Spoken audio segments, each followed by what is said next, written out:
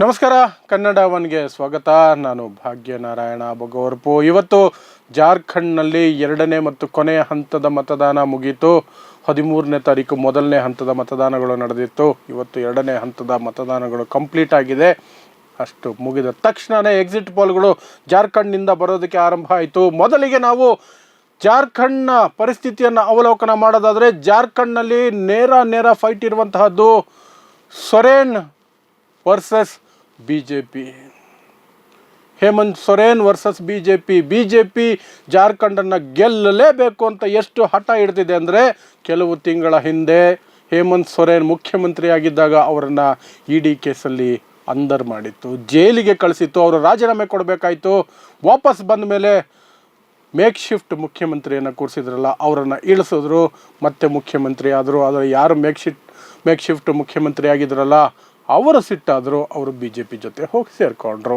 So ಇದು ಸದ್ಯಕ್ಕಿರುವಂತಹ ಸನ್ನಿವೇಶ. BJPಯ strategy ಜಾರ್ಖಂಡ್ನಲ್ಲಿದ್ದದ್ದು Hindu versus Muslim, ನೇರ ಹಿಂದೂ ವರ್ಸಸ್ ಮುಸ್ಲಿಂ.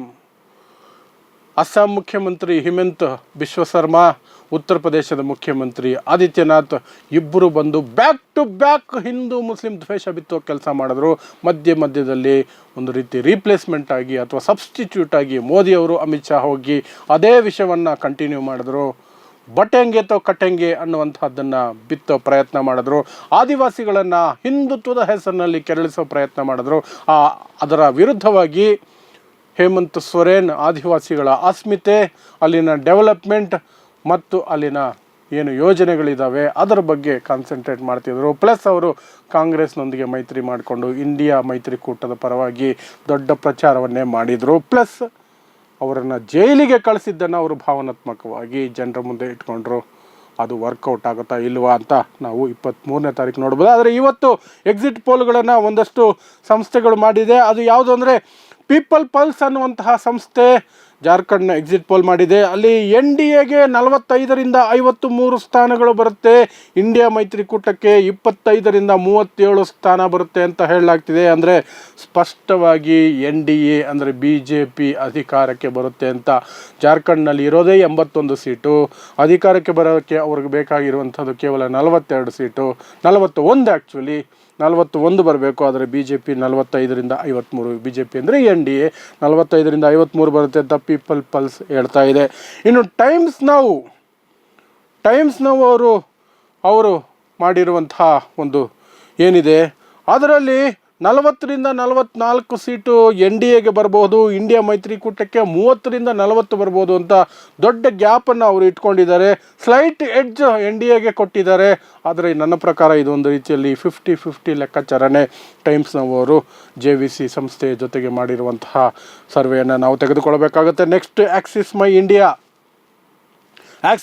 ಇಂಡಿಯಾ NDAಗೆ ಕೇವಲ 25 ಸ್ಥಾನ ಬರುತ್ತೆ, ಇಂಡಿಯಾ ಮೈತ್ರಿಕೂಟಕ್ಕೆ 53 ಸ್ಥಾನ ಬರುತ್ತೆ ಅಂತ ಸ್ಪಷ್ಟವಾಗಿ ಇಲ್ಲಿ ಹೇಳ್ತಾ ಇದೆ. ಅದರ ಪ್ರಕಾರ ಇಂಡಿಯಾ ಮೈತ್ರಿಕೂಟ ಸ್ವೀಪ್ ಮಾಡುತ್ತೆ. ಹೇಮಂತ್ ಸೊರೇನ್ ಮತ್ತೆ ಮುಖ್ಯಮಂತ್ರಿಯಾಗಿ ವಾಪಸ್ ಬರ್ತಾರೆ. BJPಯ ಕೋಮುದ್ವೇಷದ ಅಜೆಂಡಾವನ್ನು ಅವರು ಸೋಲಿಸ್ತಾರೆ ಅಂತ ಆಕ್ಸಿಸ್ ಮೈ ಇಂಡಿಯಾ ಹೇಳ್ತಾ ಇದೆ. ಅವರು 53 ಸೀಟುಗಳನ್ನು ಇಂಡಿಯಾ ಮೈತ್ರಿಕೂಟ ಕೊಡ್ತಿದ್ದಾರೆ. ಇನ್ನು ಕೊನೆಯದಾಗಿ ಮಾರ್ಟಿಸ್ ಅನ್ನುವಂತಹ ಸಂಸ್ಥೆ ಮಾಡಿರುವ ಎಕ್ಸಿಟ್ ಪೋಲ್ನಲ್ಲಿ ಅಲ್ಲಿಯೂ ಸಹ NDAಗೆ ಮೇಲುಗೈ ಇದೆ. 42ರಿಂದ 47 ಸ್ಥಾನಗಳನ್ನು NDA ಪಡ್ಕೊಳ್ಳುತ್ತೆ. ಇಂಡಿಯಾ ಮೈತ್ರಿಕೂಟ ಕೇವಲ 25ರಿಂದ 30 ಸ್ಥಾನಗಳನ್ನು ಮಾತ್ರ ಪಡ್ಕೊಳ್ಳುತ್ತೆ ಅಂತ ಈ ಕಂಪನಿ ಮಾರ್ಟಿಸ್ ಅನ್ನುವಂತಹ ಸಂಸ್ಥೆ ಹೇಳ್ತಾ ಇದೆ. ಸೊ ಒಟ್ಟಾರೆಯಾಗಿ ನೋಡಿದಾಗ ಅತಿ ಹೆಚ್ಚಿನ ಎಕ್ಸಿಟ್ ಪೋಲ್ಗಳು ಅಥವಾ ಸಂಸ್ಥೆಗಳು ಹೇಳ್ತಾ ಇರುವಂತಹದ್ದು ಅಲ್ಲಿ NDA ಅಧಿಕಾರಕ್ಕೆ ಬರುತ್ತೆ, ಹೇಮಂತ್ ಸೊರೇನ್ಗೆ ಸೋಲಾಗುತ್ತೆ, ಇಂಡಿಯಾ ಮೈತ್ರಿಕೂಟಕ್ಕೆ ಸೋಲಾಗುತ್ತೆ ಅಂತ. ಸೊ ಅದನ್ನು ಸಹ ನಾವು ವಿಶ್ಲೇಷಣೆ ಮಾಡೋದಾದರೆ, ನಮ್ಮ ಚಾನಲ್ ಕಡೆಯಿಂದ ವಿಶ್ಲೇಷಣೆ ಮಾಡೋದಾದರೆ, ನಾನು ಕಂಡುಕೊಂಡಂಥದ್ದು ಅಲ್ಲಿನ ಸುದ್ದಿಗಳನ್ನು ಪರಿಶೀಲನೆ ಮಾಡೋದಾದರೆ, BJP ಅಲ್ಲಿ ದ್ವೇಷ ರಾಜಕಾರಣದಲ್ಲಿ ಎಡ್ಜನ್ನು ಪಡ್ಕೊಂಡಿದೆ. ವೋಟು ಡಿವೈಡ್ ಆಗುವಂತಹ ಸಾಧ್ಯತೆಗಳು ಹೆಚ್ಚಾಗಿದೆ. ಹಾಗಾಗಿ BJP ಗೆಲ್ಲುವ ಸಾಧ್ಯತೆಗಳು ಹೆಚ್ಚಿದೆ ಅಂತ ನಾನು ಕೂಡ ಹೇಳ್ತೇನೆ. ನಮ್ಮ ಕನ್ನಡ ಒಂದು ಸಹ ಹೇಳುತ್ತೆ, ಜಾರ್ಖಂಡ್ನಲ್ಲಿ BJP ಗೆಲ್ಲುವ ಸಾಧ್ಯತೆಗಳು ಹೆಚ್ಚಿದೆ. Thanks to their poisonous religious campaign. ಈ ದೇಶದ ದುರಂತ ಅದು.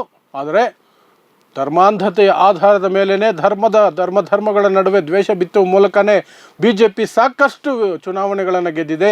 ಅದರ ಸಾಲಿಗೆ ಜಾರ್ಖಂಡ್ ಸಹ ಸೇರುವ ಎಲ್ಲ ಸಾಧ್ಯತೆಗಳು ಇದೆ. Accept for Axis my India ಅವರು ಯಾವ ನಿಟ್ಟಿನಲ್ಲಿ ಯಾವ ಆಧಾರದಲ್ಲಿ ಸ್ಪಷ್ಟ ಬಹುಮತವನ್ನು ಇಂಡಿಯಾ ಮೈತ್ರಿಕೂಟಕ್ಕೆ ಕೊಡ್ತಿದ್ದಾರೋ, ನನಗೆ ಬಂದಿರುವಂತಹ ವಿಶ್ಲೇಷಣೆಗಳು, ನಾನು ಗಮನಿಸಿದಂತಹ ಜಾರ್ಖಂಡ್ ಚುನಾವಣಾ ವಿಶ್ಲೇಷಣೆಗಳನ್ನು ಗಮನಿಸಿದ್ರೆ ನನಗೂ ಸಹ BJP ಗೆಲ್ಲುತ್ತೆ ಅಂತ ಅನ್ನಿಸ್ತಿದೆ. ಆದರೆ ಹರಿಯಾಣ ಚುನಾವಣೆಗಳನ್ನು ನೋಡಿದ ನಂತರ, ಹರಿಯಾಣ ಫಲಿತಾಂಶಗಳನ್ನು ನೋಡಿದ ನಂತರ ಯಾವ ಚುನಾವಣೆಗಳು ಯಾವ ಫಲಿತಾಂಶಗಳು ಯಾವಾಗ ಬೇಕಾದರೂ ತಿರುವುಮರುವಾಗಬಹುದು. ಅದರಲ್ಲೂ ವಿಶೇಷವಾಗಿ ಇಂಡಿಯಾ ವರ್ಸಸ್ NDA ಅಂತ ಏನು 2024 ಲೋಕಸಭಾ ಚುನಾವಣೆ ಆಗಿತ್ತು. ಒಂದಷ್ಟು ಬಕೆಟ್ ಚಾನೆಲ್ಗಳು BJPಗೆ ಮೋದಿಗೆ ಬಕೆಟ್ ಹಿಡಿಯೋದಕ್ಕೆ 400+ NDA ಬಂದುಬಿಡುತ್ತೆ ಅಂತೆಲ್ಲ ಬಡಾಯಿ ಕೊಚ್ಕೊಂಡಿದ್ರು. ಕೊನೆಗದು 290ಕ್ಕೆ ನಿಂತೋಯ್ತು. ಸೊ ಏನೇ ಇರಲಿ, ನವೆಂಬರ್ 23ನೇ ತಾರೀಕು ಸಂಜೆ ಒಳಗೆ ನಮಗೆ ಸ್ಪಷ್ಟ ಚಿತ್ರಣ ಸಿಗುತ್ತೆ. ಆವತ್ತು ನಿಮ್ಮ ಮುಂದೆ ಬಂದು ನೇರವಾಗಿ ಮತ್ತು ವಿಶ್ಲೇಷಣೆಯ ಮೂಲಕ ಏನಾಯಿತು ರಿಸಲ್ಟು, ಯಾರು ಗೆದ್ದರು ಅನ್ನೋದನ್ನು ಅವತ್ತು ಡಿಸ್ಕಸ್ ಮಾಡೋಣ. ನೋಡ್ತಾ ಇರಿ ಸಮಾಜಕ್ಕಾಗಿ ಕನ್ನಡ 1 ನ್ಯೂಸ್. ನಮಸ್ಕಾರ.